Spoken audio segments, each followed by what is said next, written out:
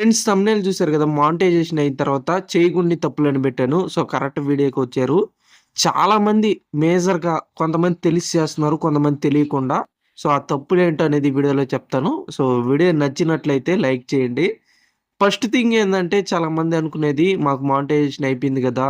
మేము ఏ వీడియోస్ పెట్టినా చెల్లద్ది అనుకుంటారు. మానిటైజేషన్ అయ్యేదాకా ఒక లెక్కలాగా జేస్తారు వీడియోస్ అనేది. సో, మానిటైజేషన్ అయిపోయిందిలే ఇంక జల్సా జేసుకోవచ్చు, పండగ జేసుకోవచ్చు, సీరియల్ కంటెంట్ పెట్టేసుకోవచ్చు, లేదా సినిమాలు తెచ్చి పెట్టేసుకోవచ్చు. మాకు ఎక్కువ డబ్బులొచ్చేస్తాయి.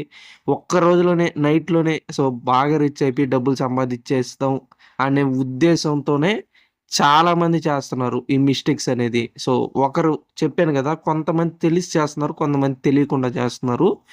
ఫస్ట్ థింగ్ ఏందంటే మీరు మానిటైజేషన్ అయిన తర్వాతైనా ఎవ్వరి కంటెంట్ తీసుకొచ్చి పెట్టకూడదు. మీ ఓన్ కంటెంట్ అయితేనే మీరు రూపాయి సంపాదించుకునే దాంట్లో ఉంటది ఈ ప్లాట్‌ఫార్మ్‌లో. కాబట్టి మీరు ఏం చేస్తున్నారు స్టార్టింగ్ నుంచి కుకింగ్ చేస్తున్నారనుకోండి, కుకింగ్ వీడియోసే పెట్టండి.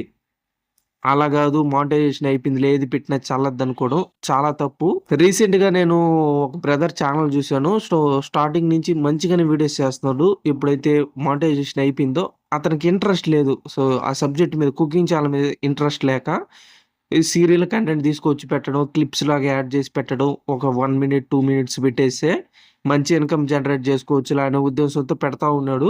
స్ట్రైక్స్ పడ్డాయి. మానిటైజేషన్ సంగతి పక్కన పెడితే ఛానెలే లేదు. ఛానెల్ డిలీట్ అయిపోయింది.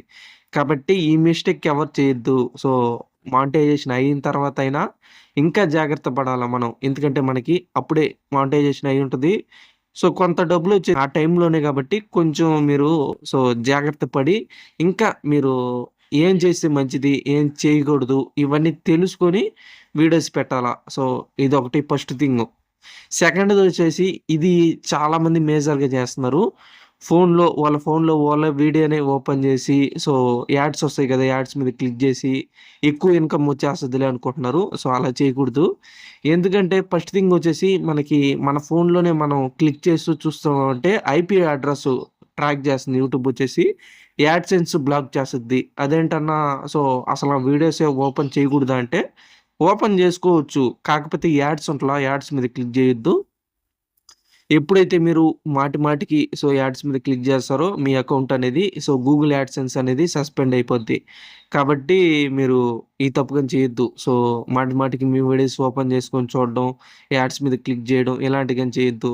అండ్ ఇంకొంతమంది ఏం జేస్తారంటే సో, చాలా డివైజెస్ తీసుకుంటారు. సో, ఒక 10 డివైజెస్ తీసుకొని సేమ్ హాట్‌స్పాట్ లేదా వేరే వేరే నెట్వర్క్స్ కనెక్ట్ చేసి వాళ్ళ వీడియోని సెర్చ్‌లో కొట్టుకొని లేదా ఇంప్రెషన్స్‌లో వచ్చిన దాన్ని తీసుకొచ్చి చూడడం, క్లిక్ చేయడం యాడ్స్ ఇలా చేస్తుంటారు. సో, మీరు ఎన్ని ట్రిక్‌లు యూజ్ చేసినా యూట్యూబ్‌కి తెలిసిపోద్ది.